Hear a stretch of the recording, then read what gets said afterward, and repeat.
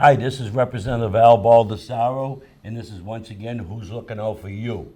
And I'm here with my co-host sitting in for Representative Janine Notter. Sherm, it's always a pleasure. Al, it's a pleasure being Once here. again, Sherm is the Deputy Republican leader. I am the Republican floor leader.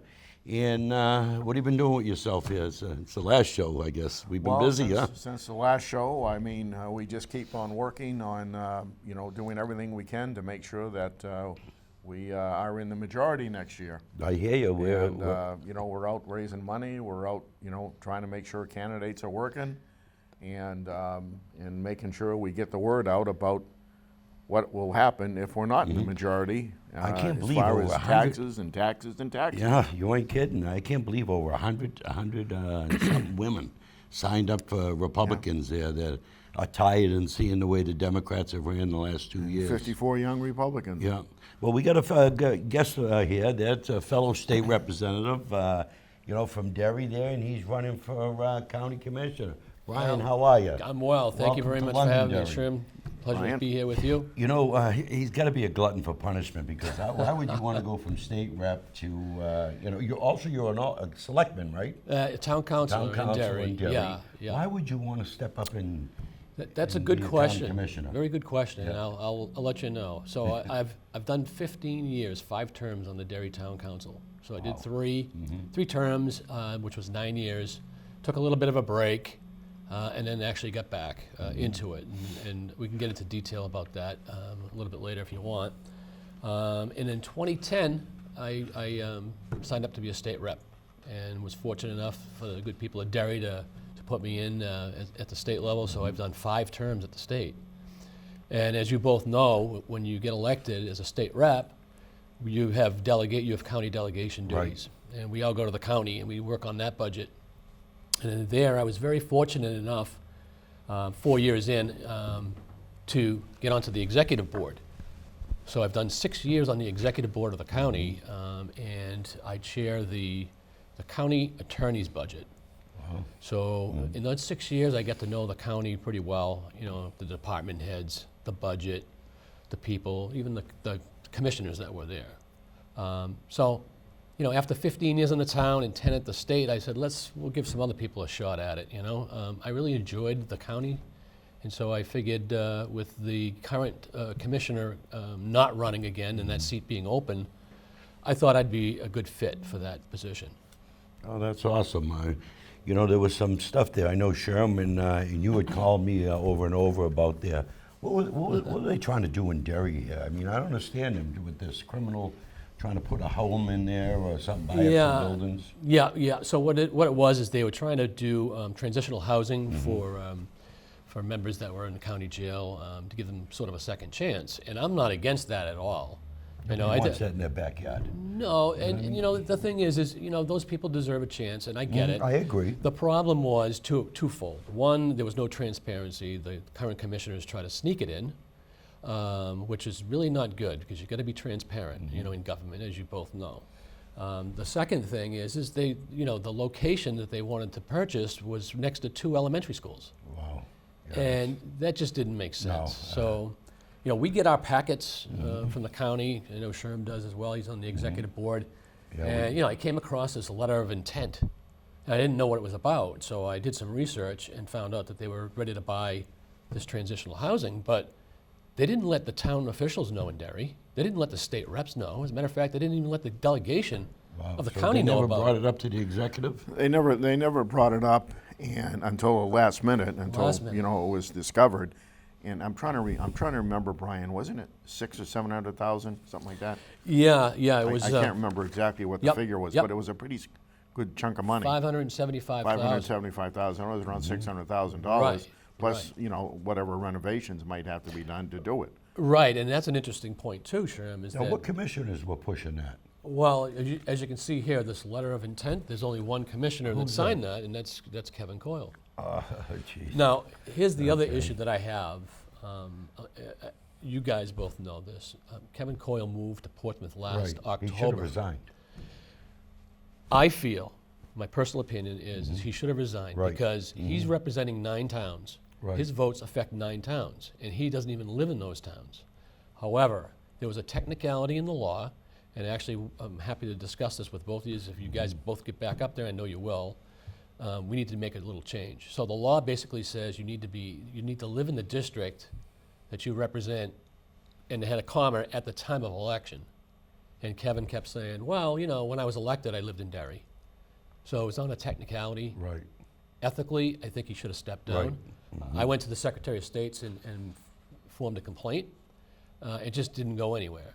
So you can see, after the fact, we have a commissioner who lives in Portsmouth trying to put a transitional housing into Derry. Next to school. Why would they put them next to grammar schools? And that bothers me. And Right. So, right. And so what happened was I caught on pretty quickly. I had a town council meeting that night, and we discussed it there, and it basically, the press got a hold of it, and the neighborhood just went crazy. My phone went off the hook for 3 days. They were calling the county saying, you can't do this, there's a nursing home right next to it, there's condos next to it, and then you've got the 2 elementary schools. So again, I'm not against transitional housing. There's a proper place for that, but you need to be transparent. You need to get buy-in from the town, right? And do it the right way, not try to sneak it in. No, I agree there. Well, you involved with the attorneys, I mean, with Pat Conway, you worked with her quite a bit then on their budget and stuff. I know we were working on, you and I co-sponsored a bill there on the tax, the deeds, and I'll talk a little bit about that. Oh, yeah. There was a couple of times up in the State House that I tried to, lower the real estate transfer tax, which is a revenue generator for the state, and I get it. You know, we don't really get a lot of revenues up there, so it's tough to try to cut that. But, I felt that the real estate market's just booming, and the state's making money. As a matter of fact, today it's actually bringing in so much money for the state. I mean, it's really the saving grace of the state right now for revenues. I wanted a small tax cut on that. You co-sponsored that. Unfortunately, We tried twice, I think we did. yeah, that. that and Yeah. L-chip. I try to move the L-chip money because you know what L-chip. Yep. Okay. It's I a didn't. slush fund. So what I wanted to do was take some of that money and wherever it generated from. In other words, if you bought a house in Londonderry and you have to pay the $25 L-chip fee, I wanted a small portion of that to stay in Londonderry for conservation, historical preservation. I thought that was right. Yeah. But, we got fought on that and it didn't win. And, that's the name of the game up in Concord. You guys all know that. It's not easy to pass law, and it shouldn't be. No, like I said, you tried, twice. We went at it with that, and we just couldn't get the support there. Yeah, But and it hopefully down happens. the road, they'll realize that we're really hitting new home buyers, big time on. That's a big hit on them when they're buying a house there. Right. Well, there's one thing I always tell new candidates, when they talk about filing legislation. I said, you got to think. This isn't a town council where you need 3 or 5 votes or something, or selectmen. I said, technically, you need 201 votes to get your bill passed. Yeah. Now, that's sometimes a little bit less than that, depending on how many people are in session. But realistically, you need 201 votes Right. to get a bill passed. And in Concord. the beauty of the system of creating that type of law is if it gets passed through all that muster, it's worthy, right? Because it took all of the objections and, people talked about it both in the House and Senate, so it's a strong bill. It's usually a good bill if it passes. So that's the process. Sometimes you take it, you take it personal. Oh, they fought my bill, But after 5 terms, you get to know the process. Oh, yeah. The Democrats there definitely don't like cutting back. They don't like cutting taxes there. Boy, they think it was the a people- tough year this year, wasn't Yeah, it? they think people are making too much money in their pockets, and they don't like that. They think that money belongs to the government because they help build it. You know what I mean? That's the mentality. What I am excited about is that we were able to, as the Republicans on the county, we were able to actually cut taxes on the county taxes. And that's going back to this transitional housing.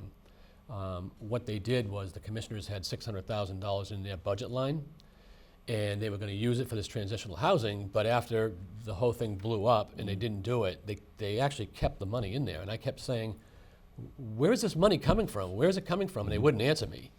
And then I did more research. I found out they're going to raise taxes on our taxpayers. Okay, and the deal basically went south. I said, no, that's not right. Sherm was on the call at the time, the executive board, and I made the motion. I said, let's cut that 600,000 out. Now, the beauty of that basically lowers our county taxes for 2021 lower than last year. So on the county side of your tax bill in December, you'll see a decrease, and that's because of the strong leadership of the Republicans on the county. We have one of the best run counties in the state there. I mean, where taxes are staying low compared to the other tax and spenders that are run by Democrats, in those counties. So yeah, it's been a great team effort with all the state reps, putting their fair share in different parts of the county, making sure that it, stays low. Yeah. I mean, Sherman's been on the executive committee for a while, and done a good job on keeping an eye on that stuff there. Well, I've been on it for the past 2 years, but when I first went in, I was on it for 12 years, and I was chairman of the executive committee for 2 years. Right. So, yeah, I got So I got a little bit of a, Yeah. a gap there that I wasn't on the executive committee, but. Right. But you were a busy guy, obviously, and Yeah. you still are a busy guy. So, just like me on the town council and state rep, you got to give other people a shot at it too. You need a little break every once in a while. So, but I really am proud of the fact of this county budget, and I'll tell you why. Especially on the county attorney's budget line, we were down 9 positions at the county attorney level because they just weren't paying enough as a beginning entry level, and basically the other counties were basically pulling from Rockingham County, and Pat was having a hard time keeping people. So they did a study to see where we compared in salaries, and they found out that we were on the low end. So we actually gave them a little bit of an increase because, let's face it, if you've got holes there, you've got to train people, that's costly. Doesn't make sense if we give a little bit of money to them to make them satisfied to stay and lower taxes. I think that's a win-win for everybody, Pat's extremely happy she gets to keep her people. Right. Our taxpayers are happy because we took the for lack of a better word, the fat out of the budget, right? That 600,000 doing nothing, that's the stuff you want out of there. You ain't kidding, yeah. We've done the same thing with the, I'm going to use as a veteran, the veterans home. We couldn't maintain, and I think the nursing home, the same thing with nurses' aides, nurses. Yeah. And the county, they were having problems even, like I said, the veterans home. So when they raised their money, and it made a big difference in their recruitment of workers. Yeah, absolutely, absolutely. I mean, I have the stat here. Especially the long-term care, the nurses. It's really tough getting nurses. We've all heard this over the last few years, right? Right. They're not going into it's hard to get nurses. Honestly, that's been a problem in, I think, all the counties, not just Yes. ours. Right. Oh, But absolutely. that's been a problem for a long time, is getting the proper staff. And, if we could get the, more nurses coming in, we wouldn't have to do the temps that we have. Right. Because, that's the only way we can, run the nursing home, and they do an excellent job at the nursing home. But a lot of those positions are temp positions because they just haven't got the people coming in to get hired. Right. Now, when you say temp, meaning those are from a temporary Yeah. company that hire. Yeah. Okay, I was Yeah. wondering about and then, that and then if you think about the temp services, they, like you said, they do a great job, but you're paying a premium there. that's right. Yeah. And then and on our overtime line. So if we can get nurses in, that'll help our overtime Right. lines, and help us not pay a premium for the temp services. My daughter's actually the director of marketing of MAS here in Londonderry, that does the traveling nurses. Your daughter that lives in Derry? Yeah, my daughter lives in Derry, right. And I used to be the vice president of sales, marketing, and recruiting for a staffing company out of Delaware when I retired from the Marine Corps. So I understand, when you're paying that salary, but in the long run, you're saving the company because you get to try to make sure it fits when you go that route. It might cost you a little bit more up front, but in the long run, it's going to save you money on workman comp, on any, unemployment, taxes, and everything. Right. Because that's all put into the package. Absolutely. When you bring them in. Yeah, and that's what I call big picture thinking. Right. You can see the overall big picture, and the fact that I've got, town experience, state experience, and Right. county experience, I get to see the big picture of everything. That's not to knock any of my opponents, obviously, but they just don't have the same experience that I do. And so I feel that I can hit the ground running on day one. Right. I know everybody that's on the executive board. I know the department heads, and I know the other commissioners. So no learning curve for me. And I will fight for the 9 towns that I represent here. And we'll keep taxes low, we'll keep Rockingham County a place that we can all be proud of. No, that's awesome. Well, you've done a good job up at the State House, and we hated to see you go. I'll miss You know? everybody. I'll miss Yeah, the that's- people for sure. You know, we had a great team up there. We was here last 2 years where Republicans all stay together, you know, and we all have our little fractions, and Right. you know, and so it was a great time there. But I get along with everybody. Oh, yeah. You do too. I and do too. Sherm does Even too. on the Democrat side. The old Democrats, we have great friends. Yeah. It's the new Democrats that are coming up. They're very vicious. Yeah. If they don't get, they yell on the floor. If they don't, you know, you see that. If they hear something they don't like, they boo. We Yeah. never had that over No. the years. No. You know. You know, it's all about respect. I Yeah. mean, when I first got elected, I was just in awe sitting in that hall. I was just, you know, am I really here? It's just, I mean, what a feeling, you know? And it's Right. like, how fortunate am I to be representing my town in the state, in this building?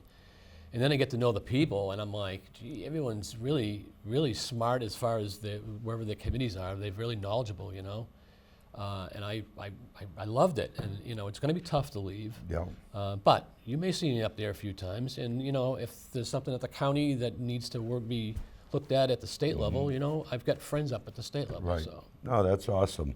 So I think he's a glutton for punishment. What do you think? Huh? He's been good, and we're going to miss you. But I will say that, you know, with the experience you have, you will be able to walk into this position and you know, be able to, you know, jump right on it right away, because it's been 6 years, you've been on the executive committee, you know, you've been, you know, with the county delegation for 10 years, as we all are. Right. But, you know, that's very important, to be able to know how everything works. I remember my first term at the State House. I was told very simply, and this is going back 30 years, I was told very simply at that point, you sit there, you shut your mouth, and you learn. Yeah. You learn the system. And that you know, worked out tremendously for me, but you already know the system, Yeah. and that's why you have such an advantage, you know, going into this. yeah, yeah. And I'm happy to continue public service. I do think that the current makeup of the commission is sort of bullying, and they micromanage. And you know, one of the people that was a commissioner for 28 years came from Derry. His name was Ernie Barker, right? And he was so well loved and respected that they actually named a building after him. Okay. You know, that's the kind of service that we really need to get back to. You know, not micromanaging, not you know, chasing after the sheriff's department or. I you know. can't believe what they did to Chuck Maceos here. I questioned him on his cars, and they have an RFIP for every year. He used to replace 5 cars. This time he did a little different. I think he replaced, instead of 5 cars, he wanted 2 pickup trucks Right. to use with the drug enforcements and other stuff that he's Yeah. doing. And why would they question and give a hard time? You know what It's I mean? micromanaging, it you know, makes no sense. and those guys do a tremendous job. The sheriff's department. If you think about the drug epidemic that we had here in New Hampshire, a lot of that's coming from Lawrence. We all Right. know that, Lawrence and That's right. Lowell, We're and it's talking coming right about- up 93. You know, and so these guys are on the front line there. Why would you want to just lock horns with them? You know, I think they need, you know, someone that's going to listen to them. You know, not always agree to disagree. I mean, that's fine too, but you know, don't make it hard for these guys. Oh, It you just got, doesn't make sense. what, Pat Conway, what's the treasurer's name there too? Kathy Stacy. Yeah, Scott Priestley. Scott Priestley. I mean, they all do a great job They in the do. county, and they're always looking out for the taxpayers, which is a great thing. Yeah. You know, so I'm hoping everyone that's going to vote here in Londonderry takes a look and make sure you vote for the county, you know, and the treasurer and all that. Yeah. You know, Yeah, because sometimes people, excuse me, they don't necessarily know what the county positions do. And so I'm really happy that you invited me here so I can actually explain a little bit about that, because, you know, typically if they don't know, if the voter doesn't know, they just pass over. You make a really good point. Please don't pass over this time in the county. You know, reach out. I've got a website if you need more information. My phone number is 603-661-4835. If you have any questions, I've actually fielded a couple of questions from Londonderry. People have a question, I'm available. And you're also a real estate agent, right there? I am 20 years with Verani, the leader in Londonderry. Both Maggie and Giovanni's a great guy there. Does those a lot in Londonderry. the owners of that company are the best. They've always supported me, and they're just great people to work with.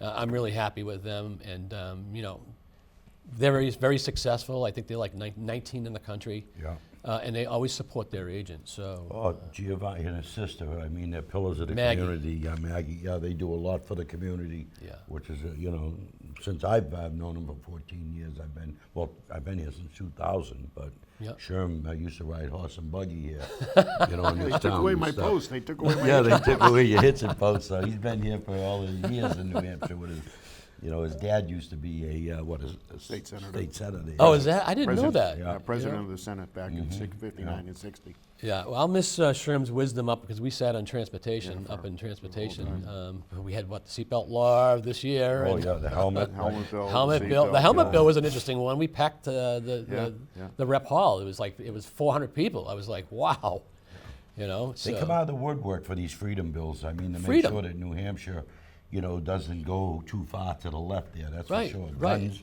you know, everything. Yeah, yeah. There was a guy that was a motorcyclist. He's like, you know, I wear my helmet, but you know what? I don't want to be told Right. that I have to wear my helmet.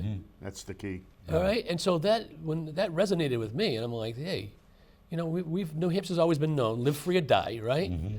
And you know, let them have their I mean, freedom. it's like the seatbelt. I mean, I've read something before that New Hampshire was one of the #1 states in the country per capita that wears their seatbelts. Right. You know what I mean? And we don't want to be told the same thing, that you do this, you got to do that. Plus, new cars today, the alarms keep going off if you don't have it on. Well, anyway. it kind of drives you crazy. Yeah. if There's you don't ways put it around on. that, Right, but we won't there is discuss that ways, now. Right, but the bottom line is it's a choice, personal responsibility. You know, and that's what New Hampshire's about. Right. Don't you think education's more valuable, right? Because look so seatbelts for kids are mandatory, right? Well, those kids are used to having put seatbelts on. Right. So eventually, as they get older, they just click. It's a habit. And you educate. That's the way to do it. You Right. don't have the state mandate. No, well, you know, we're big supporters. We want government out of our house. Yeah. Leave our religion alone, guns, and Right. you know, freedom of speech is a beautiful thing. Absolutely. Nowadays, you say something there, and somebody gets their feelings hurt, and all of a sudden, you're all over the newspapers, and you know, Yeah. you're a bad person. I was, not to change the subject real quick, but I was really shocked at the video I saw with Chris Agar up in Washington coming yeah. out. First off, I give What a him great kudos guy Chris because is. he kept his composure. He But smiled. He kept walking. I don't know if I could have done the same. But I mean, of course I would. But I just really can't believe what's going on today. Yeah, It's amazing. The way they kept getting in his face there. And look at Senator Rand Paul with the Democrat. Right. You know, the Antifa, whoever they were, Black Lives Matter. Yeah. And everyone keeps saying Black Lives Matter is a great group. They're a Marxist group. You know, I mean, the things that they're putting out, I mean, unbelievable. Yeah. You know, they're yelling at people's in their neighborhoods at 2 o'clock in the morning that we want you home. You know, Right. get out of your house. I just can't believe it. I mean, my father taught me respect is everything. You know, you respect your elders, you respect people. You know, and so I don't know. I'm hoping that once November passes, we can kind of get back to a little bit of normalcy, because it's just everything's just ramping up. It's just I don't know. It's Just a different imagine- world. Just imagine how bad it'll be if Biden and Harris get in. Oh, I mean, I just can't imagine how bad it'll be. Right. What kind of unrest there's going to be in this country, because they're not going after these people, and I'm not talking about the peaceful protesters, because you do have some. Right. But look at Portland, Oregon. What's it what been, is it? 90 Yeah, days something now? like that. Yeah. Now, the mayor of Portland, Oregon said, we want all federal law enforcement officers out. So federal law enforcement went out, and he said, oh, everything's going to get better. And now look at what's happening out there. You ain't kidding. It's worse. Yeah. Yeah. So the other thing, I know we have a limited time. I do want to say this, that I read that Ray Buckley, the head of the Democratic Party, spent a lot of money 2 years ago in Manchester and Nashua to get those state reps Right. elected. And you know what? He was pretty successful. Yeah. This year, he's already said he's coming after Rockingham County. Okay.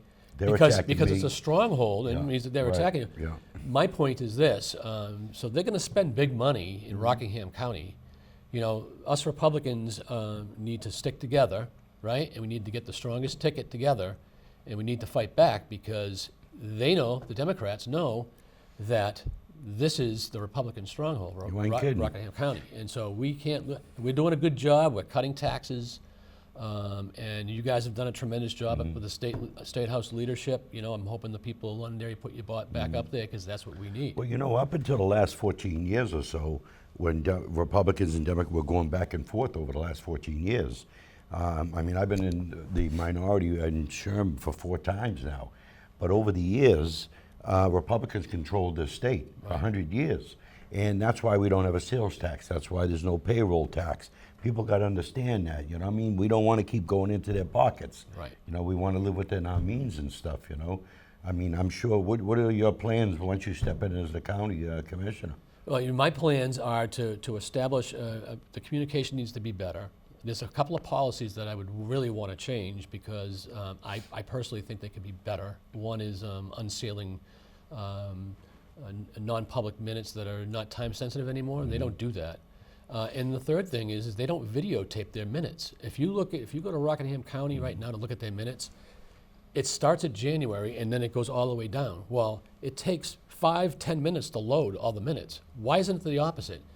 The latest minute should be at the top, Right. For people to You'll easily be able to find. click on each meeting. Right, and so that needs to get changed. Yeah. There's some other things going on. I don't know if you read the paper.